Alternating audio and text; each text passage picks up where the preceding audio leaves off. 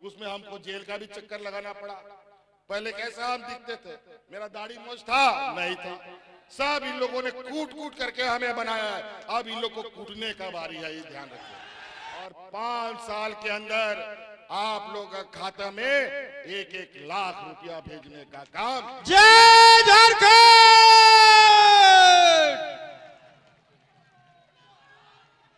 और तो और उस संकल्प का पहला कदम अभी दिसंबर में आपको दिखेगा। जो महिलाओं के खाता में 1000 रुपया जा रहा है, वो 1000 रुपया बढ़ करके 2500 रुपये होने जा रहा है। मौसम भी खराब है और भी कार्यक्रम है, लेकिन इन पर ध्यान रखिएगा। ये लोग हिंदू मुस्लिम करता है, जात बिरादरी को लड़ाता है, घर घर में जाकर के लड़वाता है और भाई भाई को भी लड़वाता है। और आज मैं इनसे पूछना चाहता हूं, ये भारतीय जनता पार्टी के लोग, कि पूछो अपने प्रधानमंत्री जी से, जब वो शपथ ग्रहण कर रहे थे तो कौन सा किताब को उसने अपने माथा पर ठोका था? संविधान की किताब को उसने अपने सर से लगाया और बोला कि संविधान के अनुरूप देश को चलाएंगे। और ये घुसपैठी की बात, हिंदू मुस्लिम की बात, बांग्लादेशी घुसपैठी की बात किस आधार पे कहते हैं जब कोई पहचान ना हो? मुझे लगता है कि भारतीय जनता पार्टी और बांग्लादेश से कोई और बांग्लादेशी घुसपैठी की बात करते हैं। हमको तो लगता है इसका खुद ही अंदर अंदर कोई घुसपैठ इन लोगों ने समझौता कर रखा है। आज सीमा का सुरक्षा किसके हाथ में है? केंद्र सरकार के हाथ में, बीएसएफ के हाथ में है, राज्य सरकार के हाथ में नहीं। और आज किस आधार पर बांग्लादेश के पूर्व प्रधानमंत्री जी अगरतला में उतरने का परमिशन इनको मिलता है और उसको यहाँ शरण मिलता है? ये केंद्र सरकार करती है घुसपैठी, हम लोग को बोलता है। किसी का कोई पहचान नहीं, अजीब हालत। इसीलिए साथियों ध्यान रखिएगा। देखिए आज मधुपुर चुनाव का पर्चा भरो अभियान कार्यक्रम के हिस्सा बनने के लिए आप सबका मैं हार्दिक अभिनंदन करता हूं। और साथ में हमारे मंच पर उपस्थित है हमारे महागठबंधन के, कांग्रेस के, आरजेडी के सम्मानित सदस्यगण और हमारे बिहार से आए हुए हमारे बड़े भाई पप्पू यादव जी, इनका भी हम हार्दिक अभिनंदन करते हैं। बहुत चुनाव का समय है, बहुत कार्यक्रमों में जाना होता है, कम बातों को अधिक समझने का आप लोग प्रयास कीजिएगा। अब ये चुनाव इस राज्य के लिए एक ऐसे मोड़ पर आके खड़ा है जहां पर एक तरफ आदिवासी, दलित, पिछड़ा, अल्पसंख्यक, गरीब, किसान, मजदूर की जमात खड़ी है और दूसरे तरफ व्यापारी लोग, धनवान लोग, अमीर लोग, बड़े बड़े पूंजीपतियों की जमात खड़ी है। इस राज्य में, इस राज्य का 5वें अनुसूचित क्षेत्र का पहला आदिवासी नौजवान मुख्यमंत्री बना है। और जब से हमने सरकार बनाई है, सरकार बनने के 1 घंटे के बाद से ही इन व्यापारियों ने हमारी सरकार गिराने का एन प्रकार शुरू कर दिया। लेकिन वो 5 साल तक जारी रहा। 2 साल तो कोरोना ने हमें बचा लिया और 2 साल हम लोग जंग करते करते इनके साथ, जो ये लोग कहते थे यहाँ का मूलवासी आदिवासी लोग सरकार नहीं चला पाएगा, और आज आप लोग का आशीर्वाद से, आप लोग का ताकत से हमने पूरे 5 साल इस राज्य को चलाया। आज फिर आपके सामने खड़े हैं और आज फिर आपके सामने हम लोग खड़े हुए हैं। उस समय हम लोगों ने वोट का भीख मांगा था।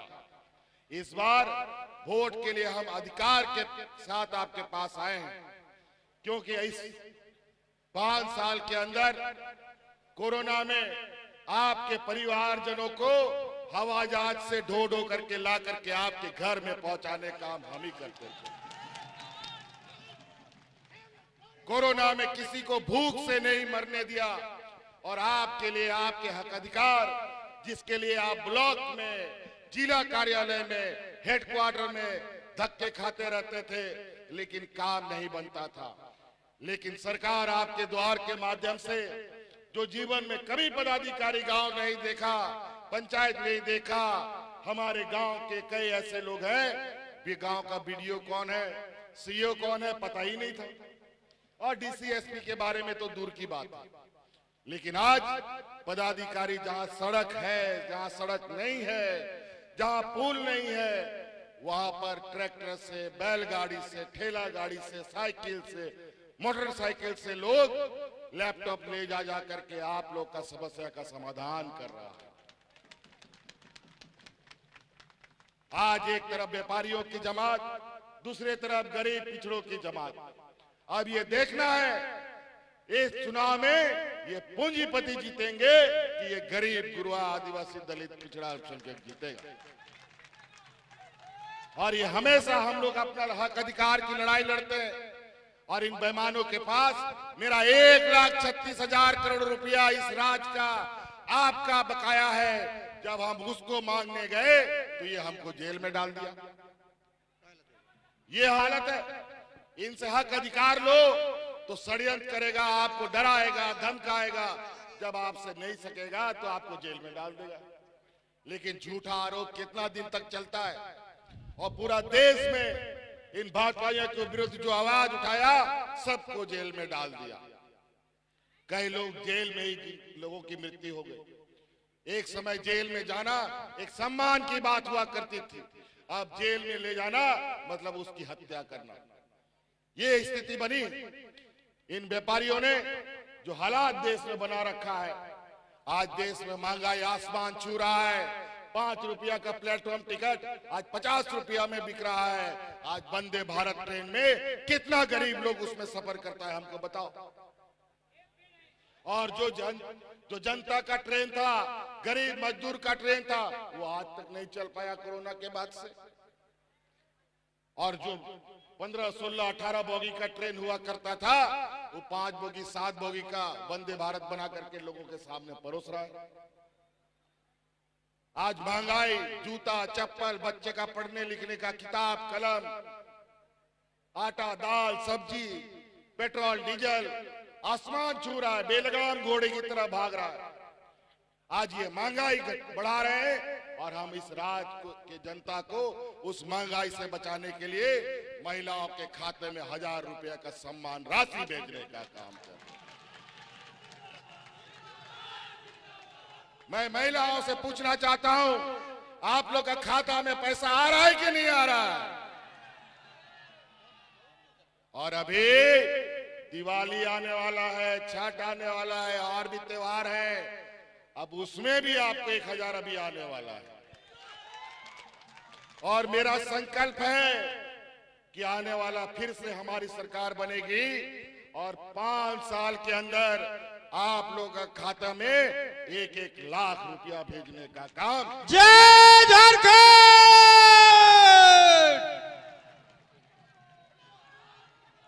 और तो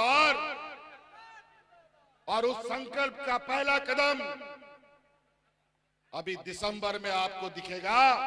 जो महिलाओं के खाता में 1000 रुपया जा रहा है, वो 1000 रुपया बढ़ करके 2500 रुपये होने जा रहा है। हेमंत सोरेन जिंदाबाद, हेमंत सोरेन जिंदाबाद, जय झारखंड। ये लोग देने वाले लोग नहीं हैं, ये लोग लेने वाले लोग हैं। इनका बस चले तो गरीब गुरुआ किसानों का खून सिरिंज से निकाल ले। ये हालत है इन बेईमानों का। आज किसान दिल्ली में महीनों साल तक आंदोलनरत रहे। किसान के लिए लाया गया काला कानून के विरुद्ध में सैकड़ों किसान शहीद हो गए, लेकिन भारतीय जनता पार्टी और केंद्र सरकार के आंख में एक बूंद आंसू नहीं, और कान में एक जूं तक रेंगा नहीं। और किसानों की आय दोगुनी करने के लिए किसान लगातार आंदोलनरत है, लेकिन किसान की आज तक आय दुगुनी नहीं हुई और आज किसान को भगवान भरोसे छोड़ दिया गया।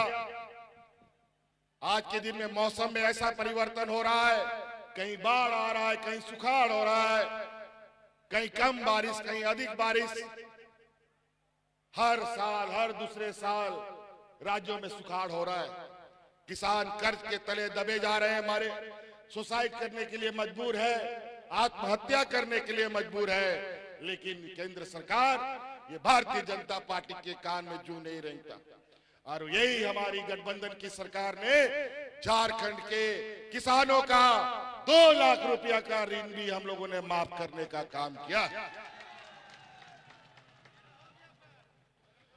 और तो और आज इनके पास किसानों को, मजदूरों को, गरीबों को, बुजुर्गों को, छात्रों को स्वावलंबी बनाने के लिए, महिलाओं को सशक्त करने के लिए इनके पास पैसा नहीं है।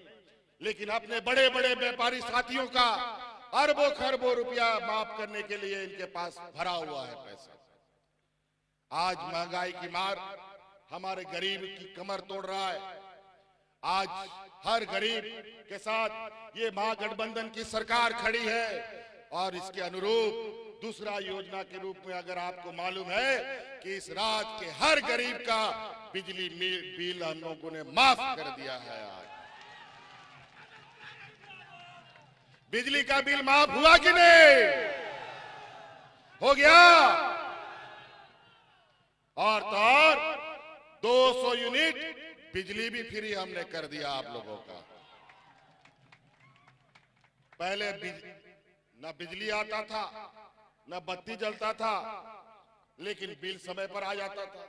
लेकिन अब बिजली भी आएगा 24 घंटा और बिल कभी नहीं आएगा। तो इसलिए कई ऐसी बातें हैं, योजनाओं को हम गिनाना शुरू करें तो ये लोग हमारी योजनाओं के तले दब करके 2 गज नीचे चले जाएंगे। समय का अभाव है, मौसम भी खराब है और भी कार्यक्रम है, लेकिन इन पर ध्यान रखिएगा। ये लोग हिंदू मुस्लिम करता है, जात बिरादरी को लड़ाता है, घर घर में जाकर के लड़वाता है और भाई भाई को भी लड़वाता है। और आज मैं इनसे पूछना चाहता हूं, ये भारतीय जनता पार्टी के लोग, कि पूछो अपने प्रधानमंत्री जी से, जब वो शपथ ग्रहण कर रहे थे तो कौन सा किताब को उसने अपने माथा पर ठोका था? संविधान की किताब को उसने अपने सर से लगाया और बोला कि संविधान के अनुरूप देश को चलाएंगे। और ये घुसपैठी की बात, हिंदू मुस्लिम की बात, बांग्लादेशी घुसपैठी की बात किस आधार पे कहते हैं जब कोई पहचान ना हो? मुझे लगता है कि भारतीय जनता पार्टी और बांग्लादेश से कोई और बांग्लादेशी घुसपैठी की बात करते हैं। हमको तो लगता है इसका खुद ही अंदर अंदर कोई घुसपैठ इन लोगों ने समझौता कर रखा है। आज सीमा का सुरक्षा किसके हाथ में है? केंद्र सरकार के हाथ में, बीएसएफ के हाथ में है, राज्य सरकार के हाथ में नहीं। और आज किस आधार पर बांग्लादेश के पूर्व प्रधानमंत्री जी अगरतला में उतरने का परमिशन इनको मिलता है और उसको यहाँ शरण मिलता है? ये केंद्र सरकार करती है घुसपैठी, हम लोग को बोलता है। किसी का कोई पहचान नहीं, अजीब हालत। इसीलिए साथियों ध्यान रखिएगा, ये 5 साल आपको जिंदा रखने के लिए, इस राज्य के आदिवासी, मूलवासी, दलित, पिछड़े, अल्पसंख्यक को बचाने के लिए हमें बहुत बड़ी कुर्बानी करनी पड़ी है, बहुत बड़ी हमने कीमत चुकाई है। इस कोरोना काल में हमारे 2 मंत्री मेरे शहीद हुए हैं, हाजी हुसैन अंसारी साहब और जगन्नाथ महतो, तभी आप लोग बचे। इसलिए याद रखिएगा, आज अगर ये राज्य में जनता बची है तो झारखंड सरकार के मंत्रियों के सजगता, कुत्ते की तरह हम लोग रात दिन खड़े रहते थे कान लगा के कि कहां कोई घटना ना घट जाए, तभी ये राज्य बचा है। नहीं तो बगल यूपी बिहार में जाके पता कीजिए, लोग वहां जानवर की तरह लोग मरते थे। वहां पर मिट्टी खत्म हो गया था लोगों को दफन करने के लिए, लकड़ी खत्म हो गया था दफन करने के लिए। लेकिन झारखंड में कोरोना कैसे आया, कैसे चला गया, लोगों को हम लोगों ने एहसास नहीं होने दिया, इसके लिए हमारे दो मंत्री को शहीद होना पड़ा। इसलिए साथी याद रखिएगा, मधुपुर चुनाव झारखंड मुक्ति मोर्चा का एक ऐसा गढ़ है जहां किला को भेदना इतना आसान नहीं है। जो किला को भेदने का कोशिश करेगा उसका किला खुद ही ढह जाएगा। इस संकल्प के साथ ये चुनाव में उतरना है। इसीलिए साथी और बहुत ज्यादा नहीं कहते हुए हम यहाँ आए हुए आप सभी लोगों से जानना चाहते हैं, महिला बहनों से जानना चाहते हैं। आप लोग के बीच हम लोगों ने जो भी 2-2.5 साल काम किए, उसमें हमको जेल का भी चक्कर लगाना पड़ा। पहले कैसा हम दिखते थे? मेरा दाढ़ी मूंछ था? नहीं था। सब इन लोगों ने कूट कूट करके हमें बनाया है। अब इन लोग को कूटने का बारी है, ये ध्यान रखिए।